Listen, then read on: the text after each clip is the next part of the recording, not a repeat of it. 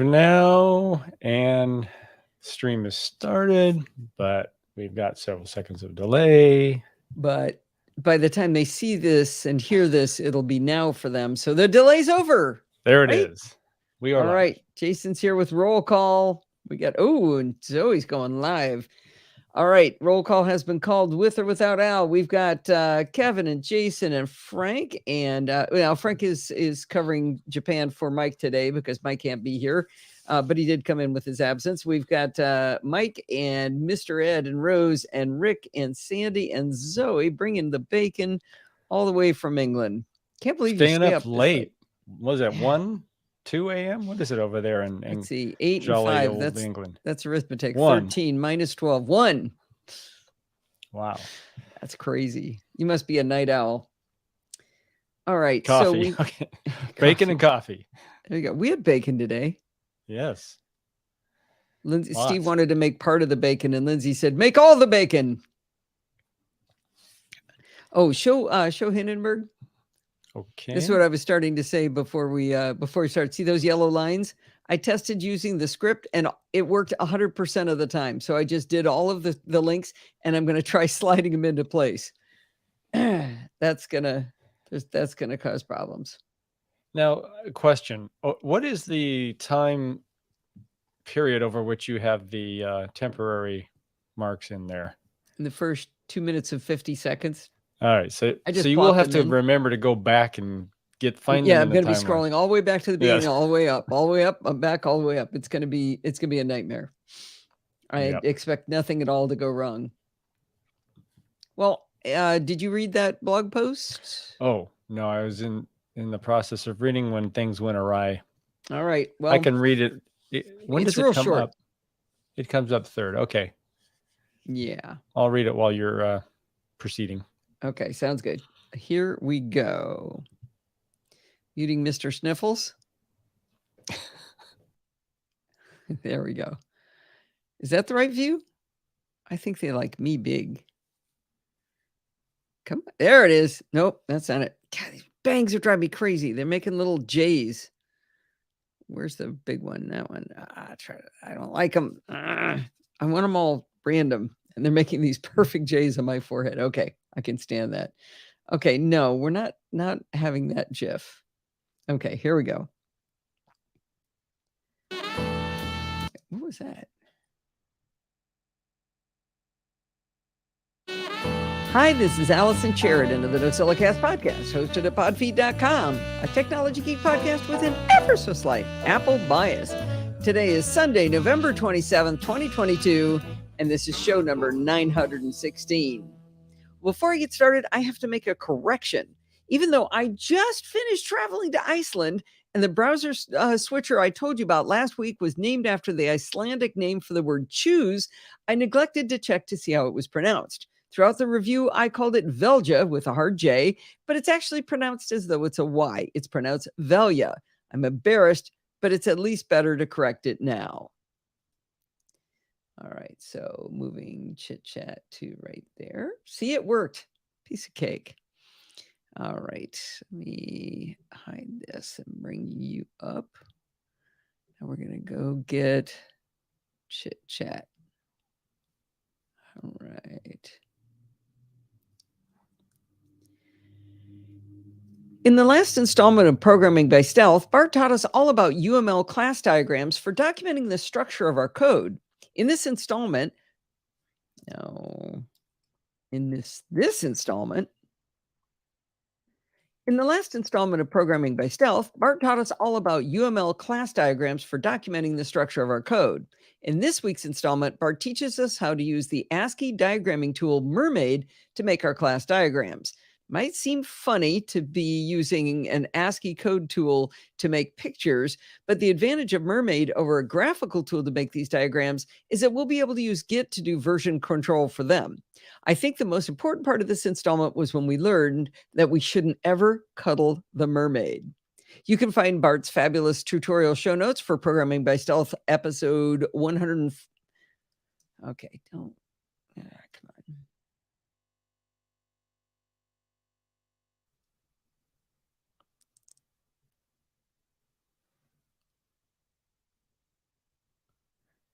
You can find Bart's fabulous tutorial show notes for Chit Chat Across the Pond number 752, also known as Programming by Stealth 141, over at pbs.bartificer.net. I have an assistant. You do? Wait, I can't see. Is there a cat? Where? I don't see any assistant. You don't? No. Really? Oh, jeez. We've been gone for almost a week. It looks like she missed you. Yeah. That's Ada Lovelace. All right. Closing that We one. have someone, I didn't know you could do this. In StreamYard, we have a Rob Van Koningsbruggen. I know I'm butchering that name. Sorry, Rob. He says he will be watching from Norway while at work. Well, welcome, Rob. I don't understand. So StreamYard has its own chat room, and I'm not sure. Was it comments? Yeah. Oh. Do you see those? I do. Look at that. Well, hi, Rob. Hello, Rob. I didn't realize. So are we streaming on StreamYard as well as a separate... I'm not sure where that comment's coming through. Yeah. It's coming through. It's coming through YouTube. Okay. Well, hello, Rob from Norway. So that's interesting because you could comment on YouTube where we'll ignore you. You could comment in StreamYard where Steve will apparently notice, or you can be in our Discord at podfeed.com/Discord and watch it there. Yeah, Rob, we invite you to go there, chat where the action is. I will put in a link. Let's see. Yeah, I'll put in a link from Norway. I'll put a link in the YouTube. So is it 2 a.m. in Norway? 2:07? Am I coming through? Yeah. Okay. Why? Just wondering. Okay. All right. I'm going to do this challenging one. This one, I'm going to do the hard one first, which I skipped last week. All right. And I put in a chapter mark. Oh, I should show that. There it is. Okay. So I've got that one in the right place. It's going to be anarchy after that. All right. Muting Steve. There we go. Okay. It's supposed to be Discord. It's supposed to be or what did we decide? You like that? Or you like, I think they like to see Hindenburg, don't they? I don't know. I've been working on smart albums inside Apple Photos, and I've found out some interesting things. Let's set up a problem to be solved. Let's say the next iPhone is coming out, and you're trying to decide which model you might need.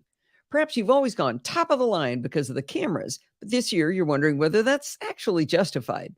One of the differentiators of high-end iPhones is their optical zoom capabilities, or I should say optical telephoto capabilities. So let's say you have an iPhone 13 Pro, and you're considering that upgrade to the 14 or 14 Pro. Well, the 13 Pro has a 3x telephoto, but you're wondering, how often do you actually really use that? You might think you use it really often, but wouldn't empirical data to make that decision be even better? Hang on. Does the 13 Pro have a 2x or a 3x? Back tracker. Fact check myself really quickly. If anybody finds it faster than that, let me know. Okay. Not notebooks. Devices, iPhone 13 Pro, lenses, where's the camera, general, to promotion, HDR to 128 gig. Here we go. Here's the prices. Rick answered 3x. It is 3x. Okay, yeah. Good. Yes, there is a security bits tonight. Thank you. Okay. Thank you very much, Rick. I've not yet found it. Okay. One way to gather that data on which lenses you really use on your cameras is through smart albums and Apple Photos. The path to do this is much more circuitous than I would have thought, which is why I'm setting up this story. In Apple Photos, if you want to create a smart album, you start by selecting My Albums in the left sidebar. Now select File, New Smart Album. Name your the condition for this new smart album will be photo is favorite. In my example, I had 1,417 favorite photos. Now, in that example, we want to find my mic input is low. It's interesting.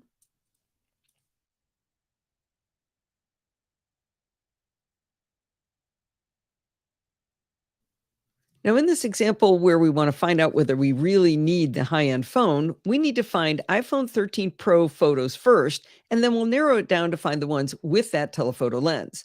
I can change the dropdown of the condition from photo to camera model, change the second dropdown to is, and then in the third dropdown, enter the camera model iPhone 13 Pro. Now, if you're spelling it correctly, it should start to autofill for you, which helps with getting the spelling and spaces correctly entered. In my photos library, when I did change that filter, I now have a match for 3,825 photos and videos taken with my iPhone 13 Pro. We now want to further filter this down to choose just those taken with the telephoto camera. But we have some work to do before we can figure out how to match the telephoto lens, the telephoto images only. In order to figure out the filter we're going to have to use, we have to first find a photo taken with the telephoto lens. Scroll through your photos until you find one that you suspect was taken with the telephoto, and then look at the info panel to see if you're right. I found a photo I took off the coast of Iceland that says telephoto camera 77 millimeters f2.8. Now, you might know what those numbers mean, but let me elaborate a little bit. The 77 millimeters is the focal length of the lens that took the image, and the f2.8, which is more properly written as a fraction, f/2.8, is the aperture, which is the opening of the lens. Now, in a big girl camera, you can change the aperture of the lens even while keeping the focal length fixed. But on iPhones, both of these attributes are fixed in the camera. Am I lying about that? Keeping the focal length fixed. Rick, check me on that. Can you change the aperture? Yeah, you can change the aperture and keep the focal length fixed, right? Why am I questioning myself so much? I think so. Yeah. Okay. But on iPhones, I know there's a limit. Like if you go to your highest zoom, you might not be able to keep the aperture. Okay, Ed agrees. Okay, good. But on iPhones, both of these attributes are fixed in the camera. Okay. Okay, there are limits. Okay, good. This means we can categorically say that any photo where the camera model is iPhone 13 Pro and focal length is 77 millimeters should be the iPhone 13 Pro photos taken with the 3x optical zoom. That's where I made a mistake. I wrote 2x optical zoom. Just with the 2x optical zoom. The 3x.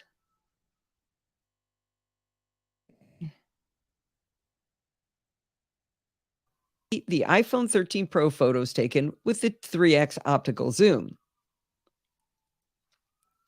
Oh, is that Santa? Can you guys hear the sirens? Yes, you can. I could put up my sound blanket, or if it gets real loud, I'll just explain who it is. Again, I know it's a telephoto, but they always call it a zoom, but it doesn't actually zoom. It's just a telephoto, but just bear with me on that. All right, if we right-click on our Smart Album in the left sidebar of Photos, we can choose Edit Smart Album so we can add this new criteria. To the right of our... Boy, it's going to take me forever. Sorry about that. Should have muted that. I'm going to start that over again. Again, I know it's a... All right.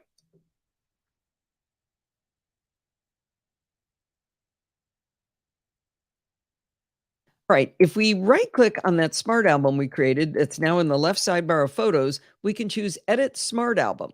To the right of our first condition defining the camera model, there's a plus button to add another condition.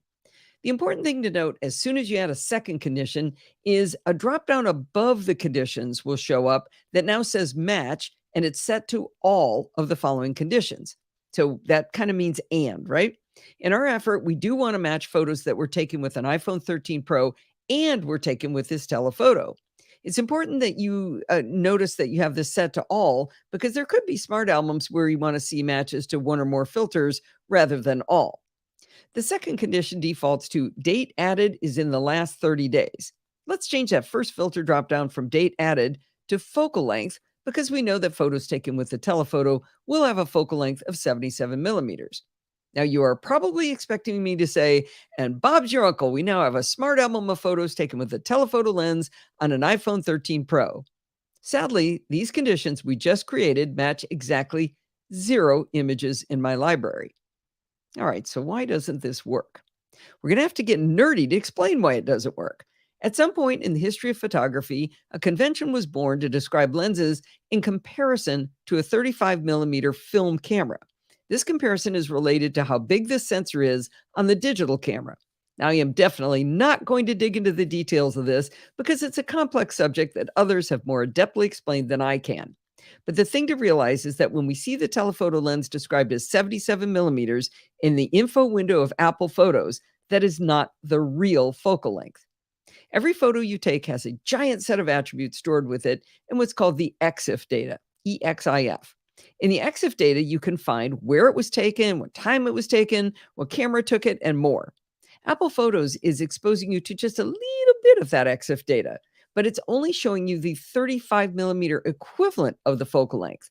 We need to know the real focal length because for some reason they chose not to have the Smart Album conditions look at the 35 millimeter equivalent. It's looking for the real focal length of that camera. Now, if you throw a rock at the Mac App Store, you'll find tons of apps offering to expose the full EXIF data of your images. But I'd like to suggest another method. On the surface, it sounds scary and hard, but I promise it's a 3-step process and you'll learn a little bit too. These 3 simple steps will both be executed from the command line in the terminal. The 3 steps are: install something called Homebrew, then we're going to install EXIF tool using Homebrew, and then we're going to run EXIF tool against an image. That's it, just 3 steps. So Homebrew is what's called a package manager. So it's essentially like an app store, but it's for free, nerdy, often open source command line programs. So open the terminal first. And if you've never done that before, it's buried in the utilities folder within your applications folder. In a browser, go to brew.sh. On that page, you'll see in giant letters, install Homebrew. Below that is a black text area with a giant scary command in it. To the right of it is an icon of a clipboard. If you click that clipboard, the giant scary command will be copied into your clipboard. Now go back to your terminal window and paste the command you just copied and hit enter. This will install Homebrew on your Mac. Now, there's usually a vast amount of glop spit out on your screen, but in the words of Cousin Eddie in Chevy Chase's Christmas Vacation, it's just better to let him finish.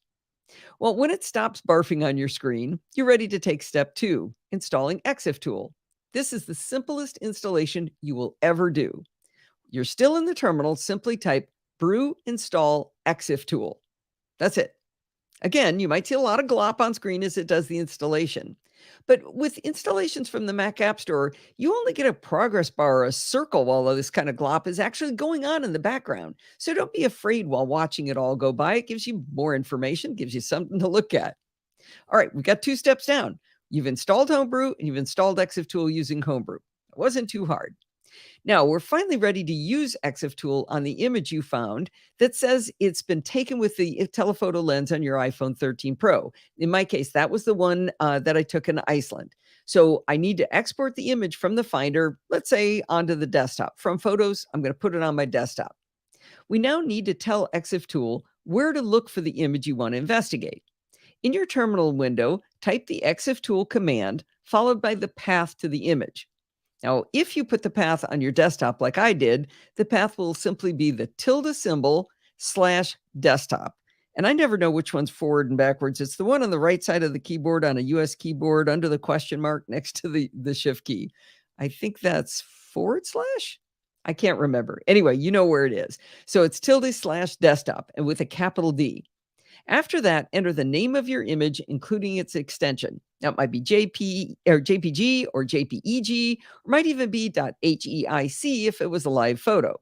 So it's simply EXIF tool, tilde/desktop, and then your image name and its extension. When you hit enter after this command, you will be rewarded with a glorious list of data about your image. I haven't counted, but I think it's over 100 lines of information about your image. Luckily, the true focal length is 5 lines from the bottom. It says focal length for this image that I'm talking about. Mine said focal length : 9.0 millimeters, 35 millimeter equivalent, 78.0 millimeters. Now, the alert amongst you will notice that the info window for this very same image in Apple Photos said it was 77 millimeters. And I cannot explain why it says 78 millimeters in the EXIF data, but it says 77 millimeters in Apple Photos. The important thing is that we now know what the real focal length is. In this case, for that 3x camera on the iPhone 13 Pro, the real focal length is really 9 millimeters.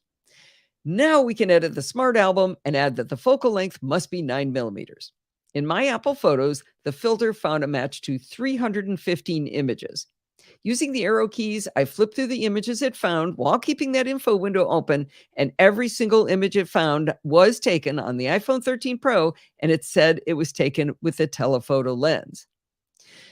Well, it turns out there was another way we could have found our telephoto iPhone 13 Pro photos. Remember I was talking about the telephoto image had an aperture of f2.8? It turns out that number is not a 35 millimeter equivalent. It's an absolute number.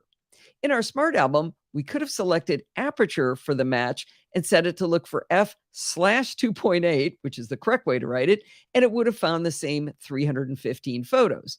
But if I told you that first, you never would have installed Homebrew and EXIF tool, and you would have missed out on the feeling of power having tamed a little bit of the terminal.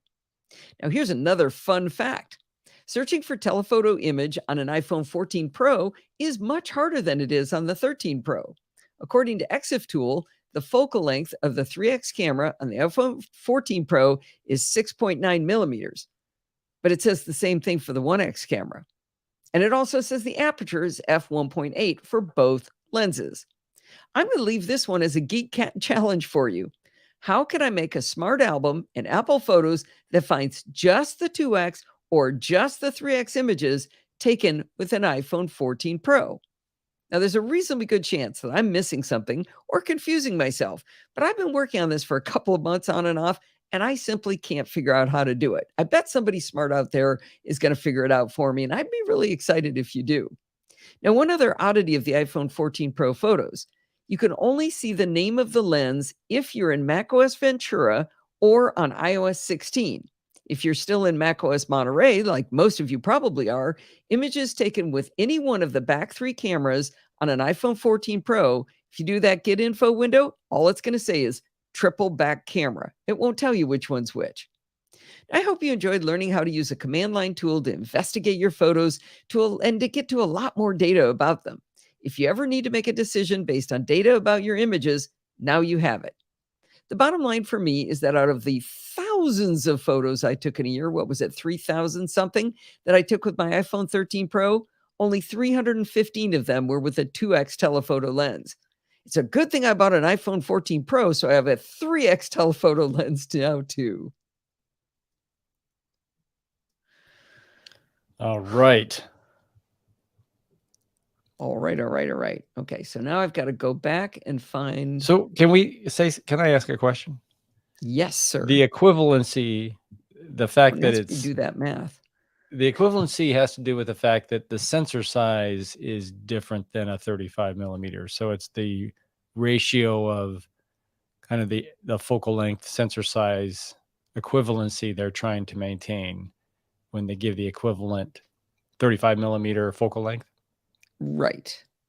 Got it. It's called a crop factor, but I definitely didn't want to get into that. The funny thing was when hang on, I'm trying to figure out where I am. And this is because the sensor in an iPhone is so much smaller than 35. They've had to scale. Well, when you scale down sensor size, you scale down focal length proportionately, I assume. Did you hear the part where I said I'm not going to try to explain it because other people have done a much better job? Got it. Now, here's a funny thing. I wrote to Bart and I say, hey, Bart, I want to point people to your Let's Talk Photography where you talked about it. And he went, I never did that one. Ooh. So he's going to. Yeah. Go back and do that one. Yeah. Maybe he can answer my question. Did you read the Drobo thing? You okay with it? Yes.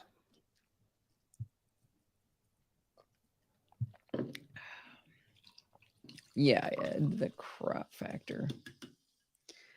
I bet Ed could figure it out. Go figure that one out for me, Ed. There's got to be a way to do it. I have not been able to find it. Maybe it's a bug in the in photos. All right, I am going to start the next one. If you've been following along for a while, you might remember that I finally pulled the plug on our Drobo network attached storage. I replaced it with a second Synology because I was worried about depending on such an old technology. Drobo, the company, filed for bankruptcy earlier this year, and they haven't had anything on sale for a very long time. You can see all their products, but they all say sold out. Having a pair of Synologies will also give me advanced capabilities. Now, I wrote about this extensively in October, and I'm not going to rehash the whole exercise, but there was a really interesting development this week. After I got the new Synology up and running, I conquered using rsync to back up the new Synology to the older one, and it was time to decommission that Drobo 5N2. Steve asked me, should we try to sell the Drobo? Well, my first reaction was that would be a big waste of time to even try because surely it wouldn't be worth anything these days. Luckily, Steve didn't listen to me. He went over to eBay, he searched on Drobo 5N2, and he set the filters to look only at sold items. To our surprise, I should say, they were selling for around $500 for the previous week. Well, our 5N2 has an mSATA accelerator card, and we had it populated with 4 terabyte hard drives. We could have saved those drives and sold it bare for around $500, but I've moved on to using 8 and 12 terabyte drives, so the 4 terabytes would probably have sat around gathering dust. Steve said he'd take on the job of selling the Drobo. The first task was to erase the drive securely. He has one of those bare drive toasters, so he could just stick them in and do it from his computer. And it took about 3 days. It took about 5 days to erase all 3 drives. Then he had to put them back into the Drobo and let it reformat them to form a redundant array for the system. He took screenshots of the Drobo dashboard software showing that all 5 drives were working properly and forming the array that the mSATA drive was also functioning. One of the things that increases the sale price on eBay is that there's a lot of photos. So he took photos from every angle possible, from the green lights lit up on the front all the way to the bottom with the mSATA drive bay open so they could see it was in there. He carefully read other items that had sold for good prices and made sure to include all of those appropriate keywords while emphasizing that this model was going to come with discs and that accelerator card. We were leaving on a short trip, so he pulled the drives and individually bubble wrapped each one of them so they wouldn't get damaged or damage the Drobo itself in transit. He packaged the whole thing up and weighed it. Knowing the weight and box size was important for selling on eBay, where they have better shipping prices than we can get as normal humans. The price to ship was $42. I get it. But when he put it up for sale, he set it so that the buyer would have to pay for shipping. Now it's time to pick a starting price. I am no eBay expert by any means, but I've read that you're better off starting with a low price. So Steve set the starting bid for $400 and set the bidding to finish in 5 days. This was another reason he wanted it all packaged up ahead of time. He figured his rating would be higher if he instantly shipped it after the bidding closed. With breathless anticipation, he watched the bid over 5 days, tracking the number of views and the number of people who had it on their watch list. When the final day came, the winning bid was $660. Anyway, eBay takes their fee, so his final payout was $605. That's real money. I am astonished by this, and I'm so happy Steve took the time and energy to do all of this. You know what? Now he's trolling around the house for other things to see what he can sell. Oh, that's nice. I just noticed 2 things wrong with that. So I said it was. I've already edited those. What did you edit? From 3 drives to 5 drives. Mm-hmm. And what was the second thing? Oh, the link was not a hot link. Did you make it? Did you make it one? Yes. Good. Oh, you did do both of them. All right. So I guess you didn't catch those in the. No. All right. So what is supposed to be next? Oh, I'm still using it. Okay. So now I got to go get this. And. Oh, come on. I gotta go drag this to the other end. Are they watching watching me? Uh-oh. That's where that's supposed to go. Wait, what happened? If you've been following along, oh, that was where it was supposed to be. That was Dribble One Last Gift. Where's the one I was trying to move? Oh, there it is. Yeah, I just wrecked the wrong one. Mm-hmm. Oh, you can't. There you go. Well, I don't know if that took me more time or less than it would have taken by putting them in my hand, but it worked. Okay, so it's got Chit Chat, Smart Albums. Oh, Support the Show still has to come up. Wonder if I could change the time on it. Nope. All right. Wait a minute. Well, you can't change the time. Shouldn't the No, time I was trying to see, could I just so right now I know that 1724 is where I should be. Let's say I knew it was 1857. I was tapping on where it says Support the Show 214. I was wondering if I could just change the time. Got it. Nope, can't do that. All right. Oh, don't sell nipples. Yes. All right, here we go.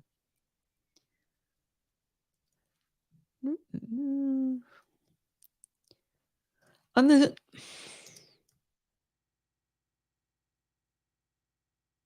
NosillaCast, we talk often about the new hotness. You know, the phone you won't be able to live without, the charger that must be in your travel bag, or the newest note-taking app that will finally help you organize all of your thoughts.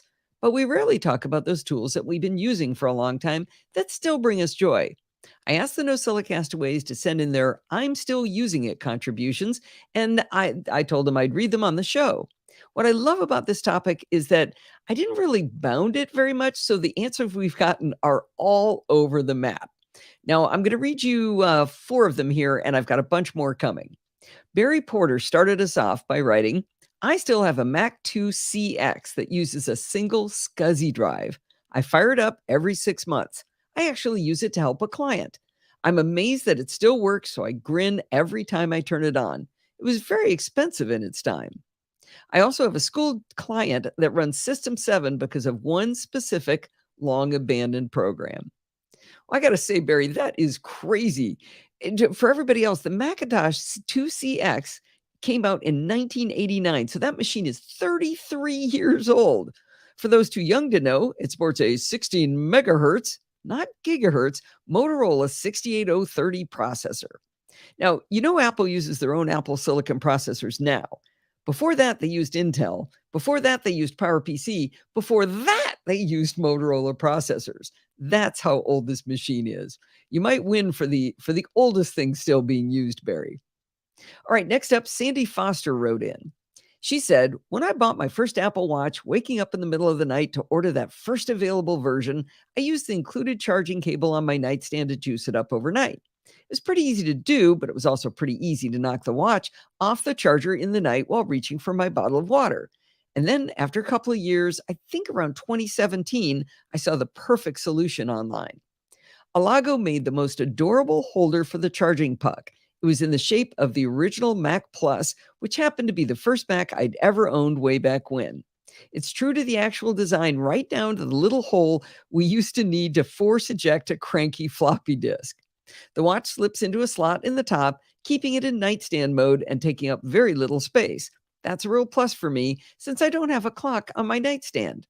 I still get a kick out of that little stand, which explains why I haven't ever purchased an all-in-one charging stand for my iPhone and watch. Surprisingly, the same stand is still available at alago.com, along with several variations, and it's very affordable at $14. Well, Sandy, we are kindred spirits. I still use my Alago Apple Watch stand on my desk in my studio. It's just as adorable as you say. Now, it might not be as old as Barry's 2CX, but it's got that same classic feel.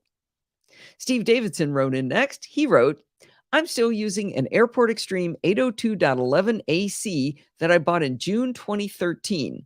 Now, I certainly don't use it as a router or as a Wi-Fi access point anymore. All that functionality has been turned off, but I use it as a network-attached storage device to host Time Machine backup storage of big files that just don't belong on my MacBook Pro. It has attached to it a 6 terabyte USB drive, used to be 2 3 terabyte drives through a USB hub. Once upon a time, almost a decade ago, it was our home network router access point, but no more. Once Apple abandoned the product, it lost that job, but as a networked file server, it still excels. Apple stuff is built to last. Well, I think this one's really cool because it never occurred to me that you could still use an Airport Extreme as network attached storage. I think I have 2 or 3 of them in the closet. But this is a great idea because the amazing thing is that 2013 router has gigabit Ethernet. And the USB port, it's only USB 2, but for Steve's use, it's probably perfect. All right. Finally, we've got a rather long entry, and I love the long ones too, by Tim Jar. Here's what he writes. I'm still using my early 2011 MacBook Pro laptop. This is pretty amazing when you consider that it means we're coming up on almost 12 years of usage. Okay, to be fair, this has never been my work machine or even my workhorse machine. I'm a Windows sysadmin by day and have generally had a Windows desktop at home as well for most of these years. I've also bought several Chromebooks and Windows laptops for my wife or for my work machine during those intervening years. But my MacBook Pro was always a slick machine. With the 13-inch model, it was incredibly light for 2011, yet with plenty of screen place to that's not the right word. With the 13-inch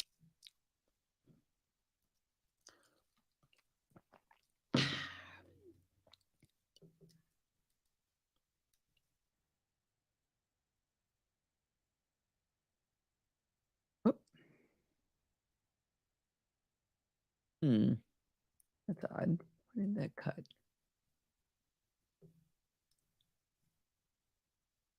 Edit cut. That's really weird. It's not letting me cut. Okay. I'm serious. Cut is not an option.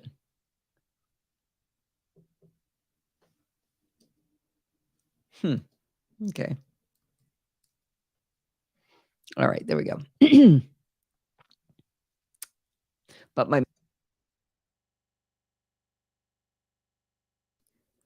with the 13-inch model, it was incredibly light for 2011, yet with plenty of screen space to get things done. Now it feels kind of bulky compared to the Air or other products, and the screen resolution of 1280 by 800 looks toy-like compared to today's display panels. But do you know what? It still works great for most web browsing, email, and chat clients like Slack, Teams, or Discord, and that's why I spend the overwhelming majority of my time on my non-work machines. This is a bit of a throwback for many people today, but I love that I can burn a CD for my wife to play in her car that doesn't have Bluetooth, or I can rip a CD or a DVD when I get one. Yes, I still buy both, and not just those times where certain releases are only available in that format, but just because I also love having a copy that's mine and not limited to content deal changing or locker services going away, and with full album art and liner notes and such. As a bonus, and I swear I'm not just saying this to get Allison mad at me, you know what I can do with this laptop? I can plug in any number of devices that I already own, a mouse or an external keyboard or a flash drive to load up music for my car, where there's also a compatible port, or a printer that will actually work 100% of the time when I click print. I swear wireless and network printing still stinks in 2022. Or I could plug in a webcam or a gaming headset or even a delightful light up LED Christmas tree in December, because this laptop still has a USB-A port, more than one of them even. Now, I know USB-C is the future, but for all of these devices I've just named, USB-A is still way more common. I did some research on this to make sure this wasn't just my personal bias, talking with the person who does all of the hardware purchasing at my current and former jobs, which local government, K-12 education, and higher education. In each case, new MacBooks were the only computers they bought that didn't have a USB-A port, and none of them they had carried or purchased mice or keyboards or thumb drives or printers that used anything but USB-A still. Yes, I could do all of these things with a dongle with a new MacBook, but it's even nicer and cheaper when it's built in, and there's nothing to forget to bring with you when you're away from home. Extra bonus, I can charge my Bluetooth earbuds with the cable they came with too. There's also a full-on Ethernet jack built in, saving me in situations where the Wi-Fi is sketchy or I don't have the password. There's a slot for SD cards if I have my digital camera with me and I don't want to bring extra cords or transfer the photos. It's still one of the best keyboards I've ever used as far as ease of typing and a satisfying amount of travel. It's old enough that it has an awesome sticker on the front because I'm not worried about ruining the look of a new laptop. Sadly, it hasn't been able to get OS updates for a couple of years now, so I no longer feel good about using it for work things or anything financial. And I can't put GarageBand on it legally. And I know some of these features and ports have been sacrificed in the name of making the devices thinner. And I've come to grips with the fact that even though neither I nor my friends and family care one fig about having our phones and laptops be thinner than they already are, I know I've lost that battle in Apple's case. So I'm sure a new Apple Silicon Mac will be amazing in many ways, but I have a feeling this old thing isn't going into the e-recycling center anytime soon. Well, I think it's awesome, Tim, that you're still finding value in this vintage Mac. I want to pull back the curtain a little bit here. Tim and I have had numerous, let's call them enthusiastic conversations about USB-C, and shockingly, he and I are on the opposite side of the enthusiasm on that topic, hence his gentle jab there. I have to say, I did yet another fist shake this week as I needed to plug in 4 USB-C devices, but I only had 3 USB ports on my new M1 MacBook Pro. I had 4 on my previous Mac and 4 on the Mac before that. The problem was I hadn't carried the extra MagSafe power cable, so I had to choose between keeping my laptop charged while recording or having my external USB-C display give me more screen real estate. Well, I also could have carried an extra HDMI cable because I have one of those useless ports, and I could have used that on the display. I wonder if someday Tim and I will see eye to eye on this subject. All right, we've still got another half dozen I'm still using it stories from listeners and even one from me, but I'm going to save them for the Christmas week. Thank you so much to everyone who wrote in with their stories. I think it's fascinating to hear about these wonderful tools that make you happy. If you have an I'm still using it story, please send it to Allison@podfeed.com with that exact subject so that it goes into my filters, goes right into the right mailbox, and then I'll read that on a future show. Data Nerdy Family. All right, save and go find the chapter mark. Okay, so what am I looking for? Who's this? I think support the show. Oh, good. That was fun, huh? Yeah, that was an extensive one there. I like the photos of them all. Throwback. Yeah, that's what I was doing in the car when we were riding on that really bumpy highway. Well, you can't tell. I don't see any bumps in them. They look pretty good. There was some swearing on my part. All right, where'd it go? There. This is kind of a pain. So you can't just slide it and it'll automatically move the timeline. See when I drag there? That's unfortunate. Oh, I guess I can keep going it, but it goes. Just don't know when you're there. Yeah, that's kind of interesting. Huh. Well, that's good to know. All right, save and add chapter marks. Is it pledge break? It is time for pledge break.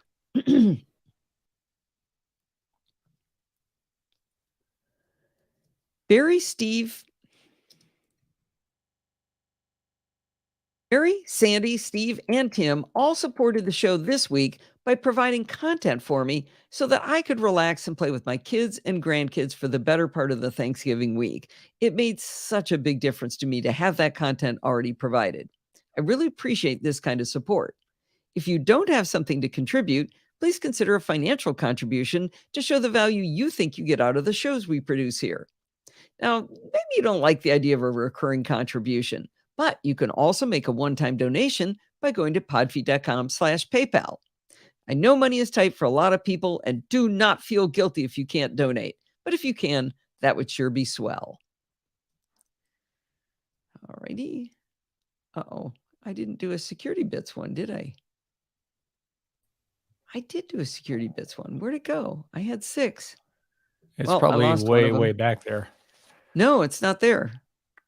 Oh, all right. Let's see if lightning's going to strike and see if it works while you guys are watching.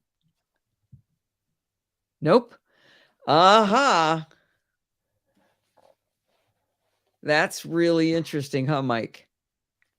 You sure you did the same procedure? Well, actually, did you have it Mars Edit or whatever needs to be highlighted? Well, it's supposed to do it itself, and it was doing it today. I think I know what might be going on. I think it's the wrong. I think I might have a clue. So Mars Edit, I have an editor window and a preview window, and it's the preview window I need to copy from. I wonder if they were both on the same screen when it succeeded, because right now they're on opposite screens, and I just noticed it's going to the other screen. Do you sometimes have them opposite and sometimes the same? They're always opposite screens, but when I did it when nobody was here, it's very likely they were on the same screen. So let me try it again. All right. Copy link. That's it. That's it. How did it work in the past if they've been on opposite screens? Let me explain. So the question you always got to ask is, Allison, what did you change? So a while ago, probably around the time this started breaking, I realized that I was constantly fussing with windows on my main screen. I'd have the preview window in front, and then I'd have to go find I'd have the editor window, and I'd need to fuss around trying to find the right window to find the preview window. But if I keep all the editor windows over on my laptop, the one that's in front is always the right one, the one that's on my main screen. And so I moved it off screen, and that's why it wasn't working. Mm-hmm. And Mike's right. That explains why it was seemingly working intermittently. I just noticed out of the corner of my eye that Mars Edit was showing highlighting over on the wrong screen. The active window. It was over there, not on this one. It was grayed out in the menu bar up here and live in the other one. So at least we have. Your solution, you have to now bring Mars Edit onto your main screen for this to work? I have to bring the editor window on screen until Mike figures out a way around it. I wonder if those two windows have different identifiers. The developer's super responsive. I know him and have met him and talked to him all the time. So that might be a clue. But that is quite interesting. I'm glad to have it solved because we did all these experiments and we could never get it to the problem to replicate. Okay. Bring in the security bits music, and now I'm gonna go get some security bits. Let's do this one here, and then we'll bring in Bart down here, and we'll split that one up, and we'll get rid of. Nope. Let's see.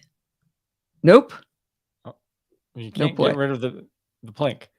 Oh, fine. All right. Here you go. Blink. There you go. All right.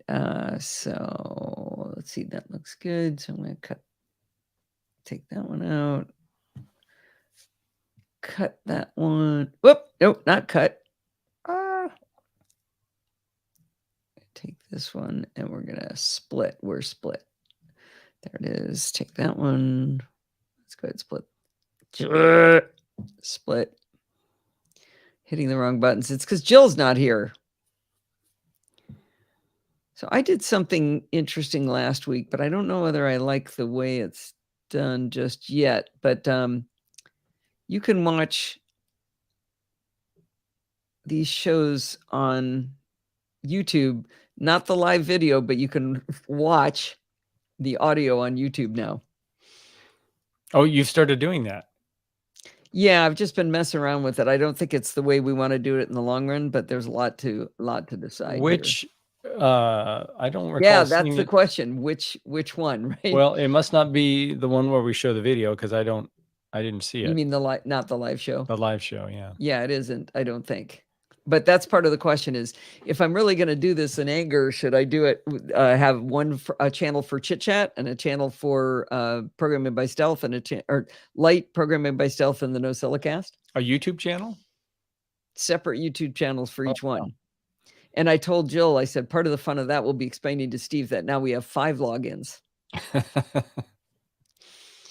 All right, let's see how this sounds. Swell.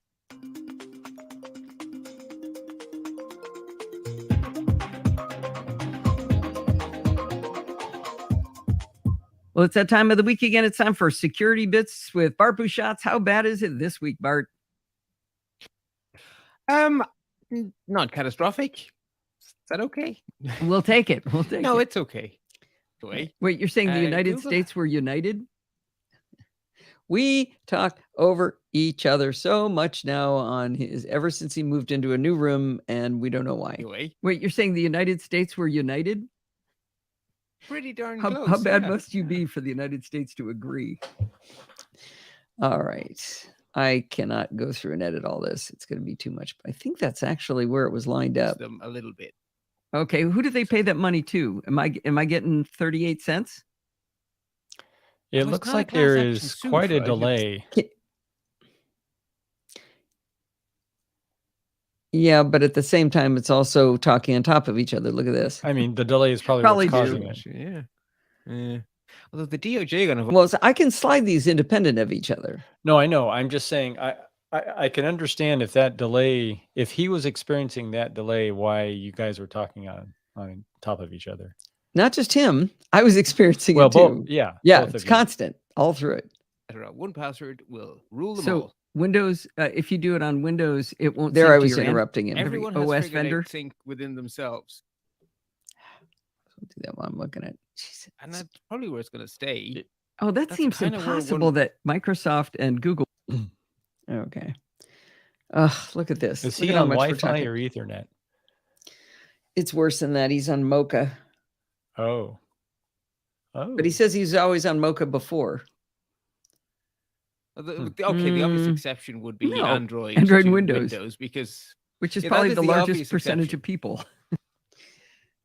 Maybe I do need to edit this. This is terrible. It's Which is probably constant. the largest percentage of people. if there is going to be a cross-vendor name competition with Google, Right. So you can see that's lined up correctly, but Yeah. then there's these long gaps. Password.com. I believe that's what I I think in those cases he didn't know the answer to my question. Okay. certainly what I wrote in my show Good. notes. Okay, Mocha was getting 1 gigabits per second. Okay, so maybe it's not Mocha, but he says he was always on Mocha. Huh. Heard Well, of it's- the NSO group. Oh, It's not just the speed, it's also the ping time, right? The delay. Yeah, I suppose. Yeah, that's a good question. It isn't just the speed. Would the ping time? That would definitely come into play if it was latency. very bad. Typically it's, not it's in tens of milliseconds, which you wouldn't notice, but hundreds you would start. Yeah, I wonder. Mike, can you have him run a ping test to see what the latency is? Well, it could be unique to Bart's setup. I know, but it's a data point, right? Yeah. All right, I'm going to wind us up. All right. All right, here we go. Oh, pings were low when going to a local provider. He was using speedtest.net or .net. There we go. I thought Netter was a new one. Okay. Well, maybe that's not what it is, but I mean, he's on a brand new Mac Studio. I should have him run some ping tests. All right. You just put security bits in. We just finished it. Okay, I'm going to wind us up here. No tracks are enabled to record? That's weird. Okay. Well, that is going to wind us up for this week. Did you know you can email me at allison@podfeed.com? I just mentioned you could do that with your I'm Still Using It contributions. If you have questions or a suggestion, you can also send those on over. You can follow me on Twitter at Podfeet, and if you can find me on Mastodon, look for @Podfeet at chaos.social. If you want to join in the fun of the conversation, you can join our Slack community at podfeet.com/Slack, where you can talk to me and all of the other lovely NosillaCast ways. Or if you get in the pattern here that everything good starts with podfeet.com, you can support the show at podfeet.com/Patreon. Or if you want to do that one-time donation I mentioned, go to podfeet.com/PayPal. And if you want to join in the fun of the live show, head on over to podfeet.com/live on Sunday nights at 5 p.m. Pacific time. And I think we're coming up on the last one pretty soon because we're coming up on Christmas. But you can do that by going to podfeet.com/live on Sunday nights at 5 p.m. Pacific time and join the friendly and enthusiastic Nosilla castaways. Thanks for listening and stay subscribed. Alan, Alan finally got the roll call in. Alan, I hope that was a joke. I took it as such. let's see. When we tried setting his Eero access points up using Mocha, the speeds were horrible. So Eero plus Mocha. That's interesting. We had that. No, we weren't using. Well, let's see. We were using No. Mocha for TV for Yeah, now transmitting our cable TV. I think technically we're using Mocha now with our with the new little box we got with our new 500 megabits per second internet. The transcoder, whatever that goes from coax to fiber to back. Yeah. Yeah, it's a portion of the run is Mocha. Interesting. Yeah. And I don't think we have that problem, but we're Let's see. internal network. Well, I don't know if that would. No, I'm broadcasting. I'm going up to StreamYard and back down to you and back up again. That's right. This isn't local like it was. Yeah. All right, my ping time's 7 milliseconds to apple.com. That's pretty That sounds good. Mm-hmm. I think. Yes. Bye, Sandy. All right, and let me hear the ending here. For listening and stay subscribed. All right, Steve, your assistant has asked for a chapter count. Chapter count. Well, I count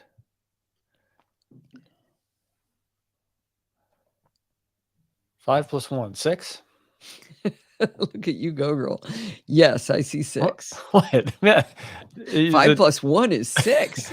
I always have to say plus 1 because I don't do a tab for support the show. Oh, okay. I have to add 1. All right. Oh, wow. Oh, Rob von Koningsbruggen is driving an 18-wheeler in Norway. That is so cool. I love that. Glad you could join us, Rob. 2 I should have mentioned a.m. it. Should have mentioned it at the end of the show. Dagnabbit. Well, if you come in again, remind me to shout you out. That was really cool. All right. I think we're ready to call it at 5:57, just in time. Well, if he's listening to the live show, he's hearing it. Well, that's good. All right, Steve, close us out here. All right. Bye. Good night, Gracie. Oh, bye, Rose. Mwah.